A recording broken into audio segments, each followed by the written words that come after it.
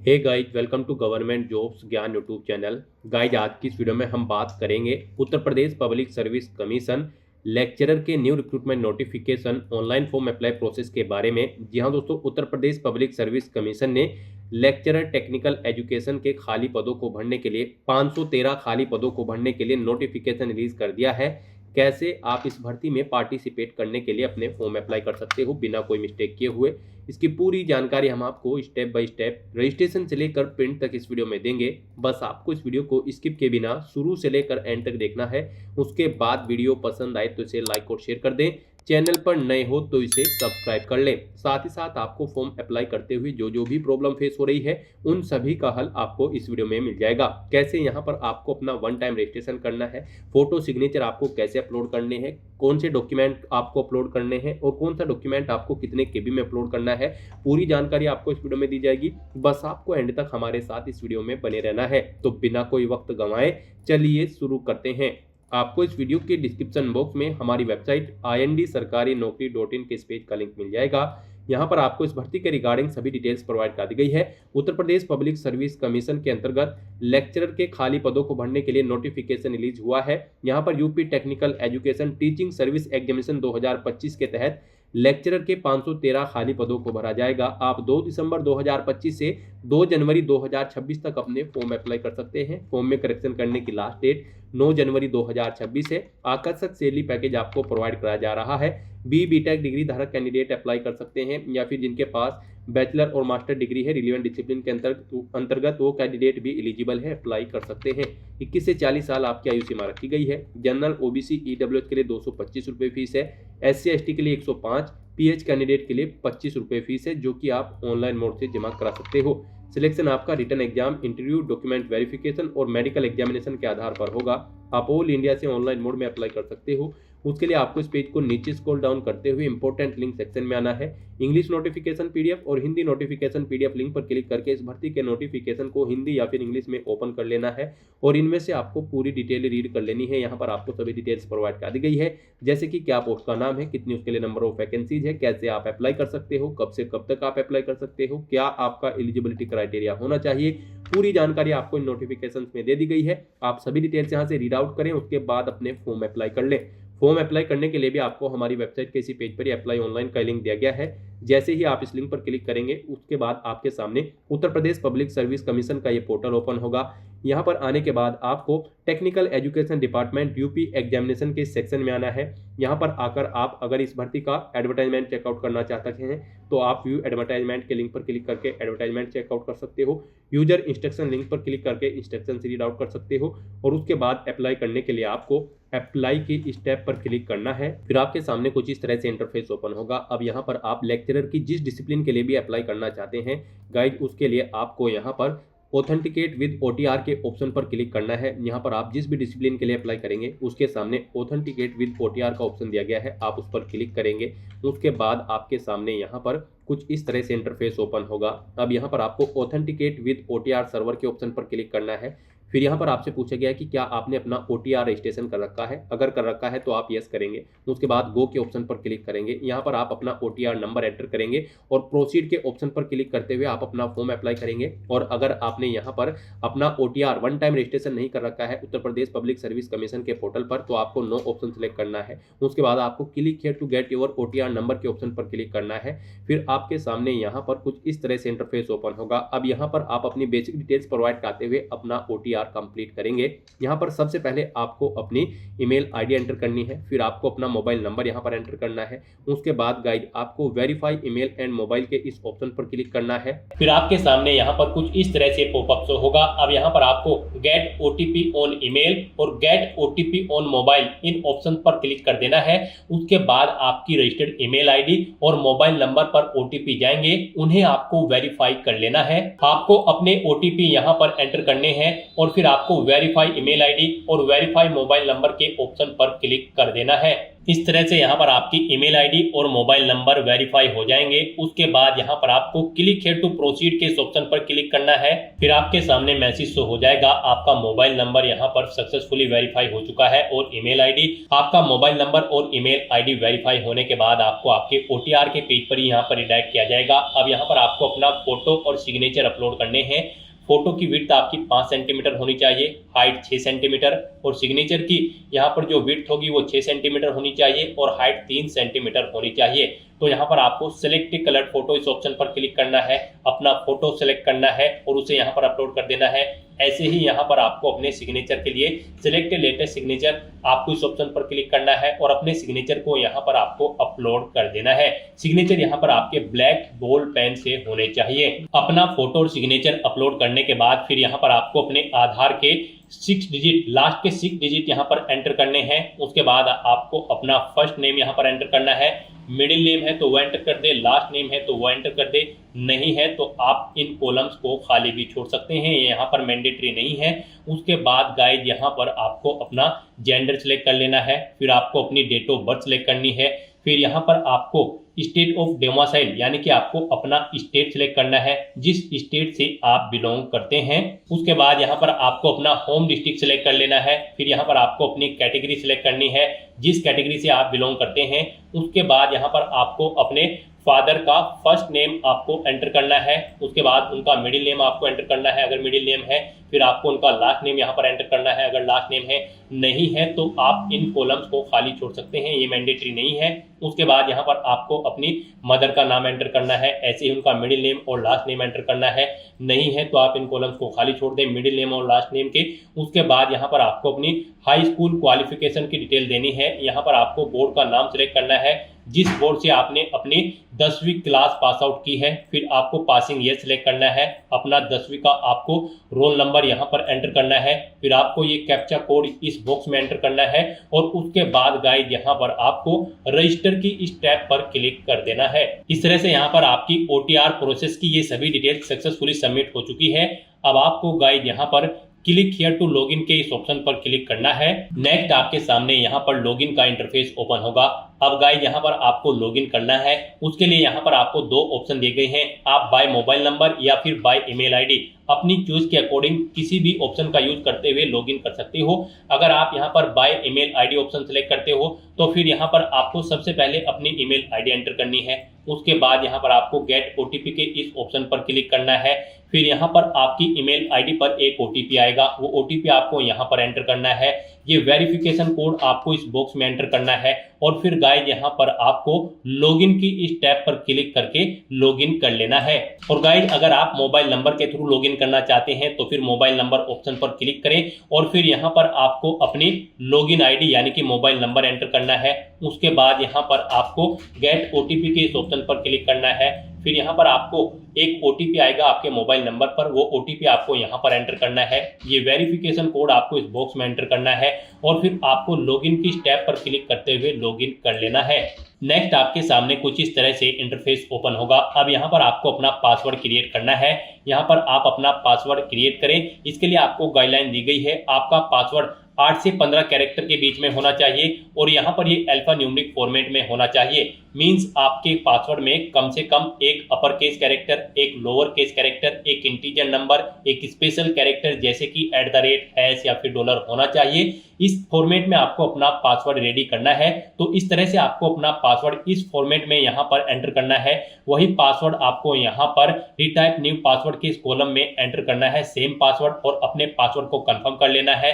फिर आपको ये वेरिफिकेशन कोड इस कॉलम में एंटर करना है और उसके बाद गाइस यहाँ पर आपको सबमिट के इस ऑप्शन पर क्लिक कर देना है। इस तरह से यहाँ पर आपका पासवर्ड सक्सेसफुली क्रिएट हो चुका है। अब आपको यहाँ पर click here to login first time इस लिंक पर क्लिक कर देना है। उसके बाद आपको यहाँ पर लॉगिन के इंटरफेस पर रिडायरेक्ट कर दिया जाएगा। अब यहाँ पर आपको दोबारा से मोबाइल नंबर या फिर ईमेल आईडी ऑप्शन के थ्रू यहाँ पर लॉगिन कर लेना है। यहाँ पर मोबाइल नंबर के थ्रू अगर आप लॉगिन करने जा रहे हो तो आपको अपना मोबाइल नंबर एंटर करना है, गेट ओटीपी के ऑप्शन पर क्लिक करना है। फिर आपके मोबाइल नंबर पर ओटीपी आएगा, वो ओटीपी आपको यहाँ पर एंटर करना है और ये वेरिफिकेशन कोड आपको इस बॉक्स में एंटर करते हुए लॉगिन की टैब पर क्लिक करना है और अपने डैशबोर्ड में लॉगिन कर लेना है। और गाइस, अगर आप यहाँ पर ईमेल आईडी के थ्रू लॉगिन करते हो तो फिर यहाँ पर आपको अपनी ईमेल आईडी एंटर करनी है। उसके बाद यहाँ पर आपको गेट ओटीपी ऑप्शन पर क्लिक करना है। एक ओटीपी आपके रजिस्टर्ड ईमेल आईडी पर आएगा, वो ओटीपी आपको यहाँ पर एंटर करना है। ये वेरिफिकेशन कोड इस बॉक्स में एंटर करना है और फिर आपको लॉगिन की स्टेप पर क्लिक करते हुए लॉगिन कर लेना है। गाइस, यहाँ पर लॉगिन करते हुए आपके सामने इस बार एक और नया ऑप्शन आया होगा, ओटीआर नंबर, लेकिन इसके थ्रू यहाँ पर अभी आप लॉगिन नहीं कर सकते हो। आपको ओटीआर नंबर अभी जनरेट नहीं हुआ है। अपना ओटीआर सक्सेसफुली कंप्लीट करने के बाद जब आपको एक ओटीआर नंबर मिल जाएगा, उसका यूज करते हुए फिर आप इस नंबर का यूज करते हुए लॉगिन कर सकते हो। तो फिलहाल तो यहाँ पर आपको मोबाइल नंबर या फिर ईमेल आईडी के थ्रू लॉगिन कर लेना है। लॉगिन करने के बाद आपके सामने कुछ इस तरह से इंटरफेस ओपन होगा। अब यहाँ पर आपको अपनी पर्सनल डिटेल देनी है। सबसे पहले यहाँ पर आपको अपनी नेशनलिटी सिलेक्ट कर लेनी है। उसके बाद आपको अपना मैरिटल स्टेटस देना है, आप सिंगल हो, मैरिड हो या फिर विडो हो या फिर डाइवोर्स हो। उसके बाद आपसे पूछा गया है कि क्या आप फ्रीडम फाइटर हैं, अगर हैं तो यस करें, नहीं है तो नो ऑप्शन सिलेक्ट करें। फिर यहाँ पर आपसे पूछा गया है कि क्या आप ex army emergency commission officer हैं या फिर शॉर्ट सर्विस कमीशन ऑफिसर है या कमीशन ऑफिसर्स हैं, आप इनमें से ऑप्शन सेलेक्ट करें। एक्स आर्मी हो या फिर ईसीओ हो या फिर एसएससी हो या फिर सीओ, अगर हैं तो इनमें से आप ऑप्शन सेलेक्ट करें और फिर आप अपनी सर्विस ड्यूरेशन यहाँ पर दें। उसके बाद रिटायरमेंट की डेट सेलेक्ट करें और अगर नहीं है तो यहाँ पर आपको नो ऑप्शन सेलेक्ट करना है। आगे की डिटेल आपको नहीं देनी है। उसके बाद यहाँ पर आपसे पूछा गया है कि क्या आप फिजिकली हैंडीकैप्ड हैं, अगर हैं तो यहाँ पर आप यस ऑप्शन सेलेक्ट करें। फिर यहाँ पर आपको अपनी हैंडीकैप की डिटेल देनी होगी। यहाँ पर आपसे पूछा गया है कि क्या आपको ब्लाइंड या फिर विजन प्रॉब्लम है, अगर है तो आप यस सेलेक्ट करें और फिर बताएं आपको ब्लाइंड की प्रॉब्लम है या फिर लो विजन की, नहीं है तो नो ऑप्शन सेलेक्ट करें। उसके बाद आपसे पूछा गया है कि क्या आपको डीफ या फिर हियरिंग प्रॉब्लम है, अगर है तो यस करें और फिर उसकी डिटेल दें। फिर आपसे पूछा गया है कि क्या आपको न्यूरोलॉजिकल प्रॉब्लम है, अगर है तो यस ऑप्शन सेलेक्ट करें और फिर उसकी डिटेल दें, नहीं है तो नो ऑप्शन सेलेक्ट करें। उसके बाद आपसे पूछा गया है कि क्या आपको मल्टीपल डिसेबिलिटीज हैं, अगर हैं तो यस करें और फिर उसकी डिटेल दें, नहीं है तो नो ऑप्शन सेलेक्ट करें। फिर यहाँ पर आपसे पूछा गया कि क्या आपको फिजिकली प्रॉब्लम है, लोकोमोटर डिसेबिलिटी, सर्बल पैलेसी है, अगर है तो यहाँ पर आप यस ऑप्शन सेलेक्ट करें और फिर यहाँ पर आप अपनी पीएच कैटेगरी, लोकोमोटर या फिर सर्बल पैलेसी की कैटेगरी या फिर सब कैटेगरी सिलेक्ट कर लें। कौन सी यहाँ पर आपको लोकोमोटर या फिर सर्बल पैलेसी है, आप अपने अकॉर्डिंग ऑप्शन सेलेक्ट करें। और गाइस, अगर आपको ये प्रॉब्लम नहीं है, आप फिजिकली प्रॉब्लम आपको नहीं है, तो यहाँ पर आपको नो ऑप्शन सेलेक्ट करना है। फिर ये आगे की डिटेल्स आपके सामने डिसेबल्ड कर दी जाएगी। उसके बाद यहाँ पर आपको इस पेज को नीचे स्क्रॉल डाउन करना है।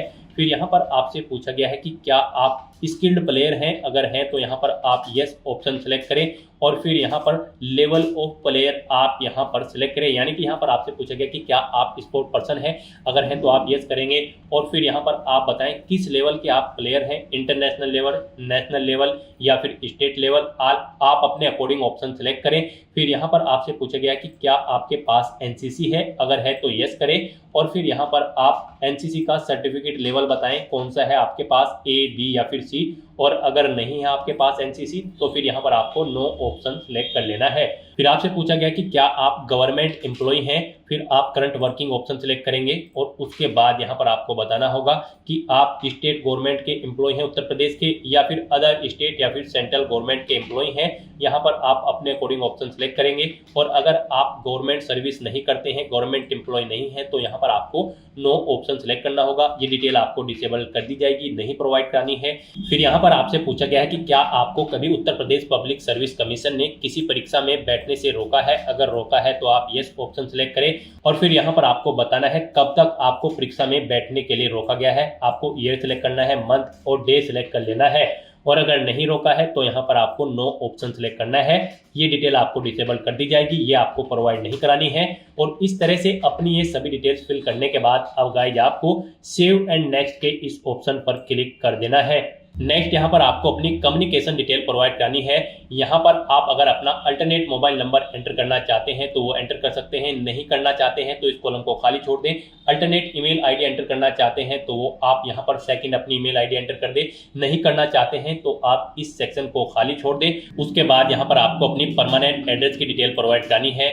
यहाँ पर आप अपना एड्रेस एंटर करें, उसके बाद आप अपना स्टेट सेलेक्ट करें, फिर यहाँ पर आप डिस्ट्रिक्ट सेलेक्ट करें, अपना तहसील सेलेक्ट करें, उसके बाद बताएं आप रूरल एरिया से बिलोंग करते हैं या फिर अर्बन, आप अपने अकॉर्डिंग ऑप्शन सेलेक्ट करें। अगर आप अर्बन क्षेत्र से बिलोंग करते हैं तो फिर यहाँ पर आपको अपनी नगर पंचायत या फिर पालिका का नाम एंटर करना है। उसके बाद आपको अपना वार्ड नेम यहाँ पर देना है, फिर मोहल्ले का नाम आपको यहाँ पर देना है। और अगर आप रूरल क्षेत्र से आते हैं तो फिर यहाँ पर आपको अपने ब्लॉक का नाम सेलेक्ट करना है। उसके बाद आपको अपने न्याय या फिर ग्राम पंचायत का नाम यहाँ पर एंटर करना है, अपने विलेज का नाम यहाँ पर आपको सिलेक्ट कर लेना है। और उसके बाद गाइस यहाँ पर आपको अपना पुलिस स्टेशन यहाँ पर सिलेक्ट कर लेना है, फिर आपको अपना हाउस नंबर एंटर करना है, स्ट्रीट नंबर यहाँ पर आपको एंटर करना है या फिर पोस्ट ऑफिस। उसके बाद यहाँ पर आपको अपना पिन कोड एंटर कर देना है। फिर यहाँ पर आपको अपना कोरोस्पोंडेंस एड्रेस एंटर करना है।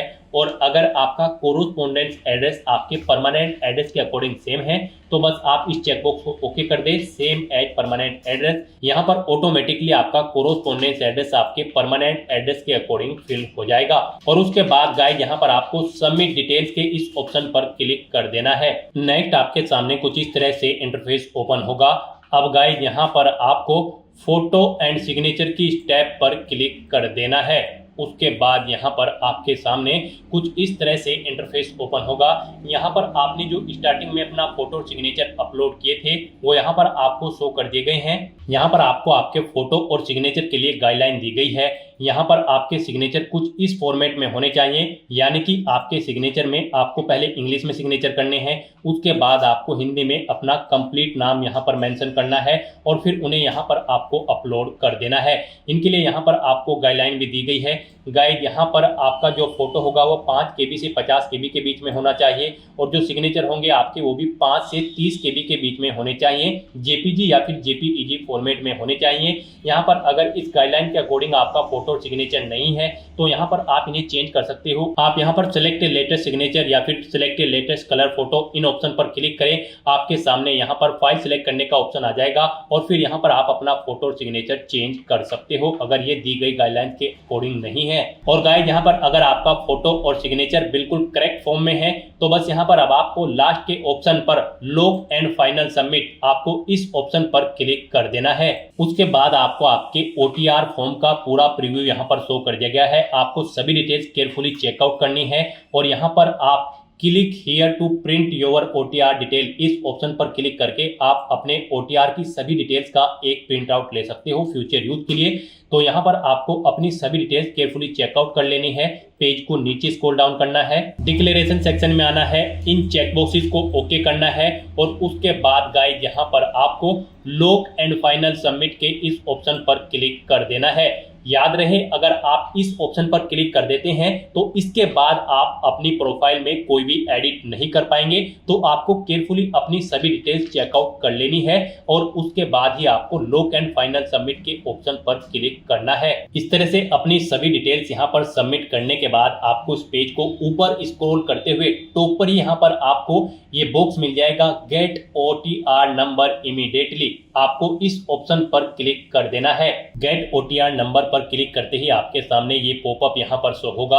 अब यहाँ पर आप चेकआउट कर सकते हो आपने जो भी एक्शंस पीछे किए हैं, जैसे अपनी ईमेल आईडी, मोबाइल नंबर या फिर पर्सनल डिटेल या फोटो या फिर सिग्नेचर, यहाँ पर इनके सामने आपको ग्रीन कलर में यस के ऑप्शन मिल जाएंगे, यानी कि आपने सभी स्टेप्स यहाँ पर केयरफुली कंप्लीट कर लिए हैं। और यहाँ पर बस अब आपको guide click to generate OTR number, इस ऑप्शन पर क्लिक कर देना है। उसके बाद आपको यहाँ पर आपका OTR नंबर प्रोवाइड करा दिया गया है। ये OTR नंबर आपके रजिस्टर्ड मोबाइल नंबर और ईमेल आईडी पर भी सबमिट कर दिया गया है। आपको इसे केयरफुली नोट डाउन करके रख लेना है फ्यूचर यूज के लिए। इसी के थ्रू ही आप आगे उत्तर प्रदेश पब्लिक सर्विस कमीशन की जितनी भी भर्तियां होंगी उनके लिए अप्लाई कर पाओगे। बिना इसके आप यूपीपीएससी यानी कि उत्तर प्रदेश पब्लिक सर्विस कमीशन की किसी भी भर्ती के लिए अप्लाई करने के लिए एलिजिबल नहीं होंगे। तो यहाँ पर अब आपको क्लोज के इस बटन पर क्लिक कर देना है।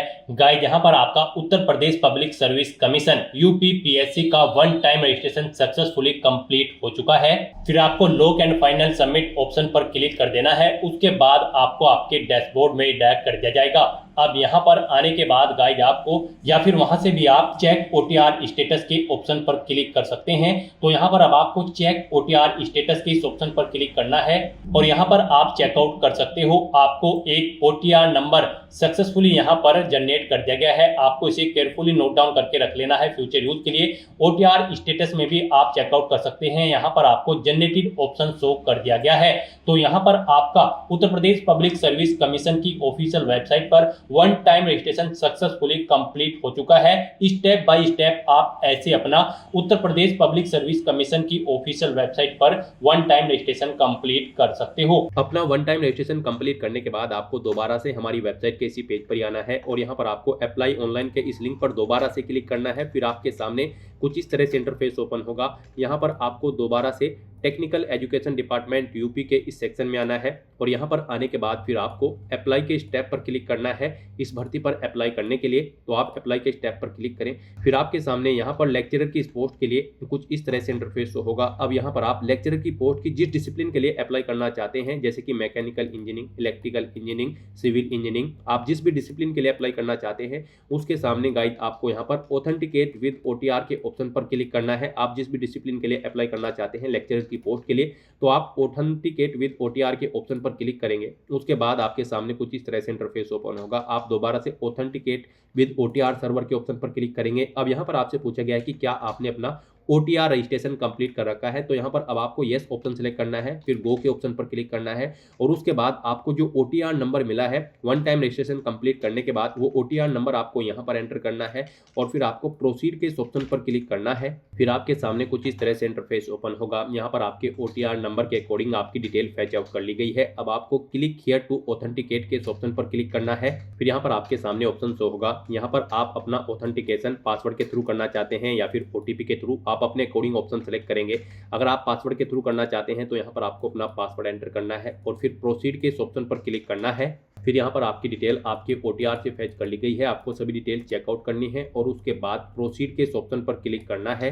नेक्स्ट आपके सामने कुछ इस तरह से इंटरफेस ओपन होगा। अब यहाँ पर आपके ओटीआर से आपकी पर्सनल डिटेल, आपकी क्वालिफिकेशन की डिटेल फैच आउट कर ली गई है। आपको सभी डिटेल्स केयरफुली चेकआउट करनी है। पेज को नीचे स्क्रॉल डाउन करना है और यहाँ पर इस पोस्ट पर अप्लाई करने के लिए जो रिक्वायर्ड क्वालिफिकेशन है, एसेंशियल क्वालिफिकेशन है, उसकी डिटेल देनी है। यहाँ पर लेक्चरर की इस भर्ती में पार्टिसिपेट करने के लिए आपके पास बी, बीटेक या फिर बीएस की डिग्री होनी चाहिए रिलीवेंट डिसिप्लिन के अंतर्गत, यानी कि जिस डिसिप्लिन के लिए आप अप्लाई कर रहे हैं, जैसे कि सिविल इंजीनियरिंग, मैकेनिकल इंजीनियरिंग या फिर जिस भी डिसिप्लिन के लिए आप अप्लाई कर रहे हैं उसके अंतर्गत आपके पास बी, बीटेक या फिर बीएस की डिग्री होनी चाहिए या फिर आपके पास बैचलर और मास्टर डिग्री होनी चाहिए रिलेवेंट डिसिप्लिन के अंतर्गत।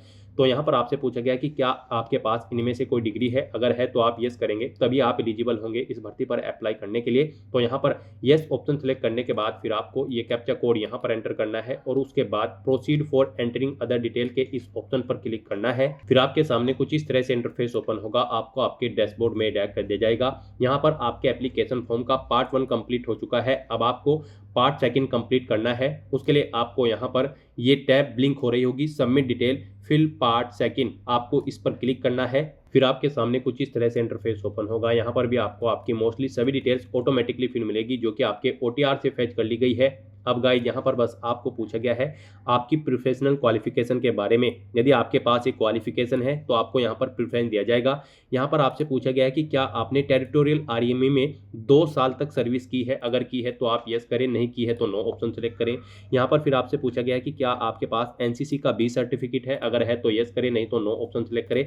अगर आपके पास ये चीज़ें होंगी तो फिर यहाँ पर आपको प्रेफरेंस दिया जाएगा, नहीं है तो कोई बात नहीं, आप यहाँ पर नो ऑप्शन सेलेक्ट करें। इस पेज को नीचे स्क्रॉल डाउन करें। यहाँ पर आपको आपका एड्रेस भी ऑटोमेटिकली फिर मिल जाएगा। फिर आपको डिक्लेरेशन सेगमेंट में आना है।